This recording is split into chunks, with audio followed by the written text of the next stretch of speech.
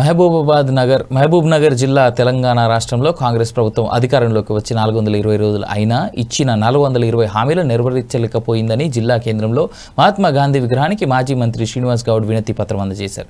పంటలు వేసినప్పుడు కేసీఆర్ ప్రభుత్వం రైతులకు రైతు బంధు ఇస్తే ఇప్పుడు కాంగ్రెస్ ప్రభుత్వం ఓట్లప్పుడు మాత్రమే రైతు బంధు ఇస్తున్నారని మాజీ మంత్రి అన్నారు. 420 రోజులైనా కూడా ఏ ఒక్క హామీ నెరవేర్చలేమని అబద్ధాలు చెప్తూ కప్పం గడుపుతున్న సందర్భంగా ఈరోజు రాష్ట్ర వ్యాప్తంగా కూడా గాంధీ వర్ధంతి సందర్భంగా గాంధీ మహాత్మునికి వినతి పత్రం ఇవ్వడం జరిగింది.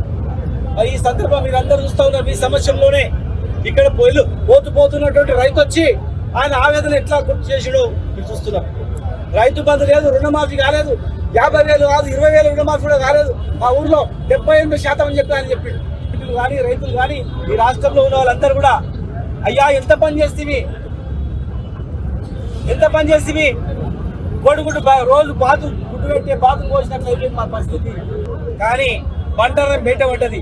అది శాంక్షన్ కాదు, కేవలం దరఖాస్తుల లిస్ట్ అని. ఎక్కడ క్లారిటీ లేదు. ఒక మంత్రి ఏమో రుణమాఫీ అయిందంటాడు, ఇంకొక మంత్రి కాలేదంటాడు. ఒక మంత్రి ఏమో అన్ని స్కీమ్లు అమలు అయిందని చెప్తాడు, ఇంకో ఆయన కాలేదంటాడు. ఆ ప్రభుత్వంలో సమన్వయం లేదు, అవగాహన లేదు.